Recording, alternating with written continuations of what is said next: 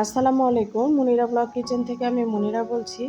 আজ আপনাদের তৈরি করে দেখাবো মাংসের বালাচাও রেসিপি। মাংস দিয়েও যে বালাচাও তৈরি করা যায় সেটা হয়তো অনেকেই জানে না। আর যারা জানে তারা তো জানে যে এর টেস্টটা কত সুন্দর। চিংড়ি মাছ দিয়ে সাধারণত বালাচাও খেয়ে থাকে, চিংড়ি মাছের শুটকি দিয়ে। তো আমি আজকে আপনাদের সঙ্গে মাংস দিয়ে বালাচাও রেসিপি শেয়ার করেছি। যেহেতু এখন কোরবানি ঈদ, আর এই ঈদের প্রচুর পরিমাণে মাংস সবার ঘরে ঘরে থাকে, তো আপনারা গরুর মাংস বা মুরগির মাংস দিয়ে এরকম বালাচাও তৈরি করে নিতে পারেন। তার জন্য লাগছে আমার সলিড কিছু মুরগির মাংস, পেঁয়াজ কুচি, রসুন কুচি।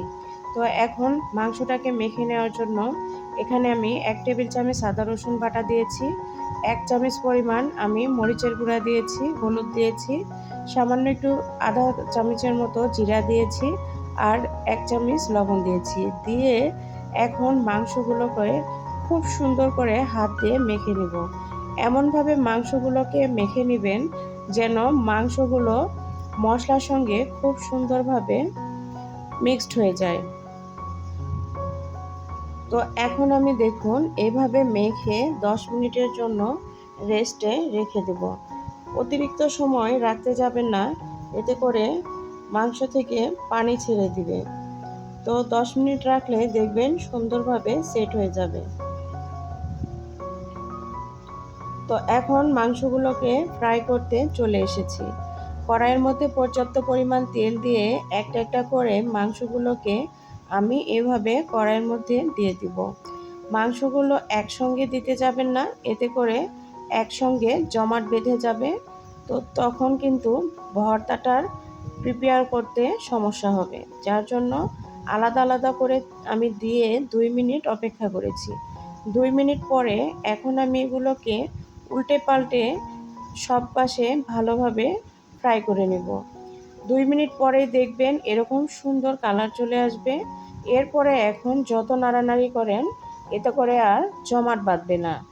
তো এখন দেখুন এগুলোকে আমি আরও 3-4 মিনিট সময় ধরে ফ্রাই করে নেব। এখানে মুরগির মাংসটাকে প্রায় 5 থেকে 7 মিনিট সময় ধরে ফ্রাই করে নিতে হবে।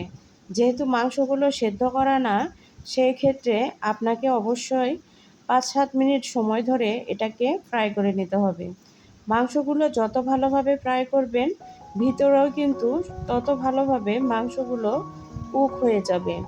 তো এই যে এরকম লাল লাল হয়ে এসেছে, এখন কিন্তু এটা ঠান্ডা করে আপনারা ব্লেন্ডার জারে ব্লেন্ড করে নিতে পারেন, বা চাইলে একটু গরম থাকা অবস্থায় হাত দিয়ে প্রেস করলেই দেখবেন চাপ দিলে মাংসগুলো সুন্দরভাবে আলাদা আলাদা হয়ে যাবে, আঁশের মতো হয়ে যাবে। তো এখন এগুলোকে আমি উঠিয়ে নেব। অফ ক্যামেরাতে মাংসগুলো উঠিয়ে এখন আমি এখানে পেঁয়াজগুলো ফ্রাই করে নেব। অবশ্যই এখানে পেঁয়াজ আর রসুনটা আলাদা আলাদা করে ফ্রাই করে নেওয়ার চেষ্টা করবেন। রসুন যেহেতু খুব দ্রুত ফ্রাই হয়ে যায়, সেই ক্ষেত্রে পেঁয়াজটাকে আগে ফ্রাই করে নিতে হবে।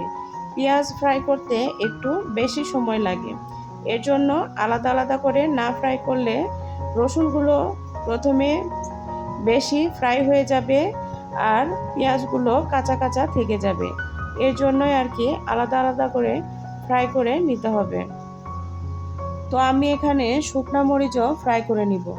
যেহেতু আমি এই আচারটা তৈরি করে এক বালাচাওটা তৈরি করে ভর্তা তৈরি করব, সেই ক্ষেত্রে এখানে কিন্তু অবশ্যই এভাবে ভর্তার প্রিপেয়ারগুলো করে নিতে হবে। তো এই যে এখন আমি পেঁয়াজ বেরেস্তা মতো হয়ে গিয়েছে, এগুলোকে উঠিয়ে নেব। এমনভাবে পেঁয়াজটা ভাজতে হবে যেন হাত দিয়ে চাপ দিলে একটু মুড়মুড়ে আওয়াজ আসে। নরম রাখার চেষ্টা করবেন না, নরম রাখলে কিন্তু অরিজিনাল বালাচাওয়ের স্বাদটা পাবেন না। তো পেঁয়াজগুলোকে উঠিয়ে নিয়ে এখন আমি রসুনগুলোকে দিয়ে দিচ্ছি। রসুনগুলোকে এখন দেওয়ার পরে এগুলোকেও কিন্তু সুন্দর করে ফ্রাই করে নেব। রসুনগুলো যত ভালোভাবে ফ্রাই করবেন ভর্তার টেস্টটা তত ভালো লাগবে। তবে অবশ্যই লক্ষ্য রাখবেন রসুনগুলো যেন পুড়ে না যায়। তো রসুনগুলো কিন্তু সুন্দর একটা কালার চলে এসেছে। বাদামি কালার যখন চলে আসবে তখন কিন্তু নেড়ে চেড়ে রসুনগুলোকে উঠিয়ে নিতে হবে। রসুনগুলো উঠিয়ে নেওয়ার পর আমি এখানে কয়েকটা শুকনো মরিচ ফ্রাই করে নেব। এখন কিন্তু চুলার হিটটাকে একদম লো হিটে রেখেছি। চুলার হিটটাকে যত লো হিটে রাখবেন মরিচগুলো তত ভালোভাবে ভেতর থেকে ফ্রাই হয়ে যাবে। একদম গরম তেলে মরিচ ফ্রাই করলে সেই ভর্তাটা খেতে একদমই ভালো লাগে না, কারণ বীজগুলো ফ্রাই হয় না।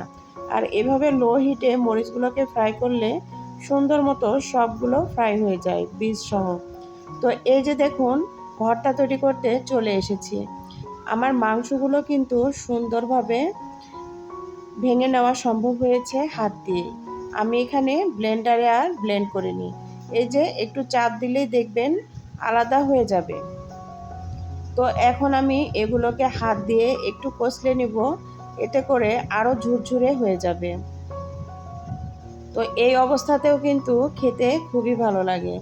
এই যে মাংসগুলো এই পর্যায়ে মাংস, রসুন আর পেঁয়াজগুলোকে সামান্য একটু মরিচ আর হলুদের গুঁড়া এছাড়া লবণ দিয়ে এগুলোকে হাত দিয়ে একটু নাড়াচাড়া করে মেখে একটা কাচের জারে রেখে দিতে পারেন। অনায়াসে 1 সপ্তাহ বা 1 মাস আপনারা খেতে পারবেন, বা ভালোভাবে রাখলে 1 বছর পর্যন্ত সংরক্ষণ করে রাখা যায়। তো এই যে মরিচগুলো এখন লবণের সঙ্গে ডলে নিচ্ছি। আমি যেহেতু ভর্তাটা তৈরি করে দেখাবো সম্পূর্ণটা, এই জন্য আমি ভর্তাটা তৈরি করার প্রিপেয়ারগুলো করে নিচ্ছি। আমি প্রথমে লবণ দিয়ে মরিচটাকে ডলে নিলাম, এখন কাঁচা পেঁয়াজ দিয়ে ডলে নেব। নেওয়ার পরে এখন এই মাংস, রসুন আর পেঁয়াজগুলোকে সবগুলো হাত দিয়ে এখন মেখে নেব। আলতো হাতে এভাবে একটু চাপ দিয়ে মেখে নেবেন, এতে করে ভর্তাটা খেতে খুবই ভালো লাগবে। চাইলে এখানে লেবুর রস বা ধনিয়া পাতা ইউজ করতে পারেন। তো আমার ঘরে ধনিয়া পাতা ছিল না, যার জন্য আমি ধনিয়া পাতা এখানে ব্যবহার করিনি। এই তো আমার ভর্তাটা কিন্তু একদম রেডি হয়ে গিয়েছে। এখন আমি একটু সরিষার তেল দিয়ে দিব। আর এই সরিষার তেল দেওয়ার কারণে বালাচাও ভর্তাটা আরও টেস্টি হয়ে যাবে।